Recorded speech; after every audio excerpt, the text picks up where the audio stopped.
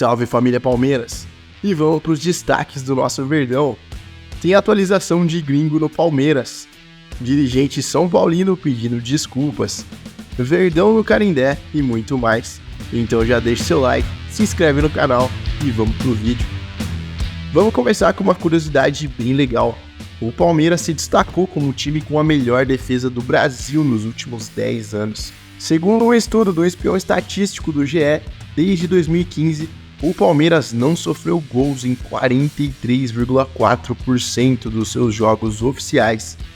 Isso significa que em 283 dos 652 jogos disputados, o Palmeiras manteve a sua defesa intacta.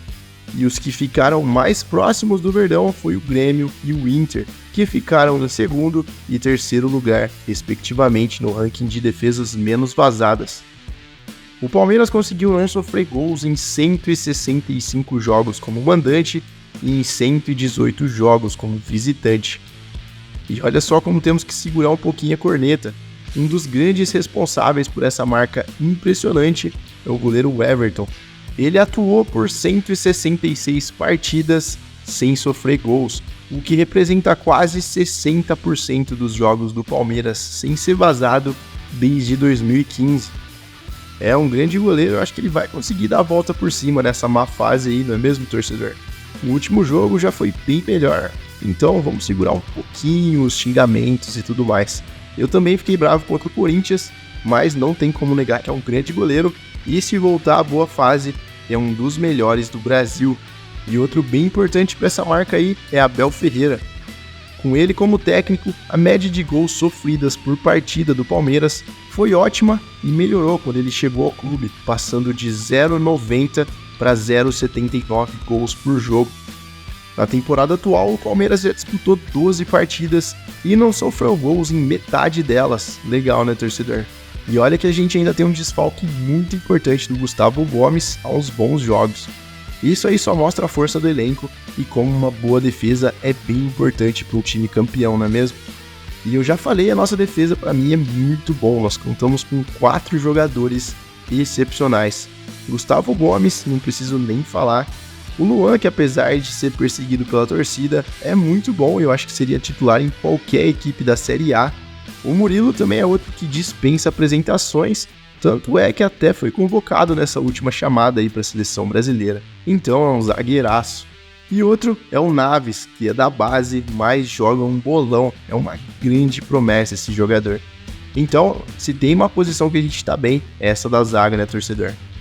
Mas e aí, me conta se você gosta dessas curiosidades aí. Você gosta que eu trago isso pro canal? Me conta aí nos comentários. E outro assunto que acho que é legal trazer aqui para vocês é que o dirigente do São Paulo, que foi xenofóbico com Abel Ferreira, veio a público pedir desculpas ao nosso treinador. Dá só uma olhada aí no que ele falou. Vou fazer um pronunciamento, muito mais do que isso, na verdade um pedido de desculpas ao técnico Abel Ferreira. No calor, ao final da partida entre São Paulo e Palmeiras, acabei proferindo uma frase inadequada, portanto peço desculpas ao técnico Abel Ferreira, também ao Palmeiras, uma instituição importante do futebol brasileiro, e também à comunidade portuguesa. Naquele momento eu buscava identificar o técnico Abel Ferreira ao árbitro, mas, de novo, repito, a frase foi inadequada. Com isso, peço desculpas, continuarei, obviamente, defendendo o São Paulo Futebol Clube, sempre que achar necessário, mas não mais dessa forma. Essa forma foi inadequada e, portanto, essa forma não repetirei. A defesa do São Paulo Futebol Clube, sim. Que bom que pediu desculpas, né, torcedor? E é legal esse pedido de desculpas e tudo mais, mas mesmo assim, ele tem que encarar a consequência dos seus atos e pagar na justiça, não é mesmo? Tem que vir punição e tem que ser pesado.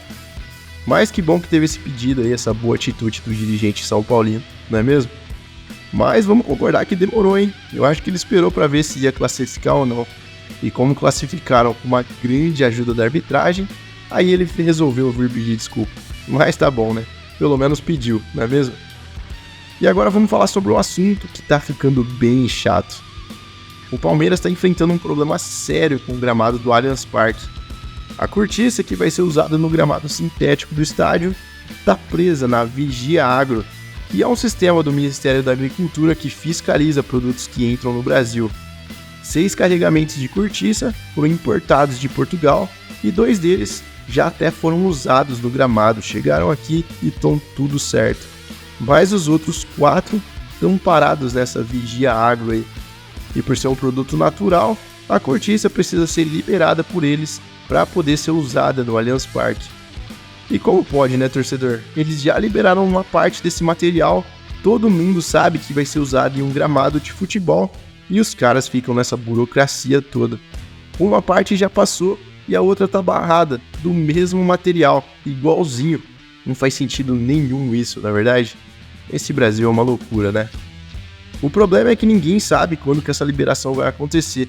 E enquanto isso, o Palmeiras não pode continuar as obras no gramado. A W Torre, que cuida do estádio, tinha dito que o Allianz Parque ia estar pronto para o dia 12 de março, mas a gente já viu que isso não vai acontecer. E agora, olha que absurdo. Nós não sabemos se vamos poder usar o nosso gramado, nem se a gente chegar em uma possível final. Já imaginou? Uma final do Palmeiras que não vai poder ser no nosso estádio por incompetência da W Torre e da Soccer Grass. Complicado, hein, torcedor? Que adianta fazer melhor campanha se nem o nosso estádio a gente vai poder usar.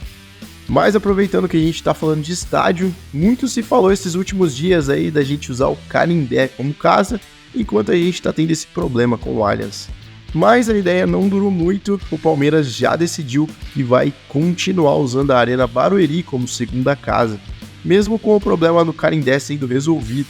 E o problema era que a PM de São Paulo não liberava uma parte das arquibancadas do estádio da Portuguesa, e ela não podia receber jogos com mais de 10 mil pessoas. Porém, esse problema já foi solucionado e está liberado, mas o Verdão não pensa em sair de Barueri. É uma pena, né? Porque pelas redes sociais dá pra ver que a torcida do Palmeiras prefere muito mais o Canindé, porque é bem mais perto e fácil de chegar para quem mora em São Paulo, e também o Canindé fica pertinho de uma estação de metrô, a Tiradentes. Diferente de Barueri, que a chegada e saída é bem mais complicado. O técnico Abel Ferreira até criticou os jogos lá no estádio e disse que a Arena Barueri não era a casa do Palmeiras e que o time quer jogar no Allianz Parque. Mas como a gente já falou aí, o Abel vai ter que esperar e o Palmeiras também. Infelizmente, né, torcedor? Tá fazendo muita falta o Allianz Parque. E agora, antes da gente seguir e falar um pouquinho de mercado da bola, só deixa eu fazer uma perguntinha. Você já deixou seu like e se inscreveu no canal? Se ainda não, faz essa boa ação do dia, não custa nada pra você e ajuda demais. Nós ainda somos um canal bem pequeno, então qualquer ajudinha faz toda a diferença. Então, se você puder ajudar com qualquer atitude aí, com uma curtida, com um comentário, com uma inscrição, vai ajudar muito. Muito obrigado de coração só de você estar assistindo aqui, isso é demais pra mim e vamos seguir com o vídeo. Agora vamos falar de um gringo que tá na lista de observações do Palmeiras. Na verdade tava, né, porque parece que outro clube vai levar. O Palmeiras estava interessado no atacante Ramon Souza, do Talheres, mas agora parece que ele pode ir pro Flamengo. Segundo o Bola VIP, o Palmeiras teria o jogador em uma lista de possíveis reforços por um bom tempinho já. E o Verdão até pensou em avançar sobre essa contratação dele, mas acabou não avançando nas negociações na época, porque acabou escolhendo outro jogador para negociar, que é o Bruno Rodrigues. E que a gente não pode ainda dizer se foi uma contratação acertada ou não, porque ele mal chegou, jogou 2 jogos e já se lesionou. Já o Ramon Souza tem 24 anos e joga no time argentino aí do Talheres, que eu acabei de falar. Ele era muito bem visto pela equipe de olheiros do Palmeiras e até tinha aprovação da comissão técnica do clube. Mas no final, o Palmeiras decidiu não seguir com a contratação dele e mudou o alvo. Tá, mas você deve estar se perguntando qual a novidade disso, o jogador continua em observação e pode vir mais pra frente, né? É, mais ou menos, porque agora o Flamengo tá mostrando interesse no Ramon Souza. O jogador é avaliado em cerca de 8 milhões de euros, o que dá aproximadamente 44 milhões de reais. O Flamengo ainda não fez uma oferta inicial, mas está pensando em trazer o Ramon na próxima janela de transferências. Eu acho o jogador bem interessante, inclusive eu estava vendo aí que esses dias o jornalista Diego Firmino comentou sobre ele. É claro, eu gostaria que o Verdão contratasse, tem bons números e tudo mais, mas o Palmeiras apostou em outro jogador, no caso, o Bruno Rodrigues, que na minha opinião também é um bom jogador, mas a gente acabou tendo azar nessa lesão dele, né? É torcer para voltar o mais rápido possível e mostrar que a diretoria acertou, não é mesmo, torcedor? Já sobre o jogador gringo aí, não sei se o Palmeiras ainda tem espaço no elenco, mas se tiver, eu acho que é uma boa aposta. E você, torcedor, o que acha? Me conta aí nos comentários. E se você curtiu esse vídeo, já sabe, deixe seu like, se inscreve no canal e ative o sininho para você ficar por dentro de tudo que rola no Palmeiras, todas as notícias do dia em um só canal. Um grande abraço, até a próxima e avante palestra!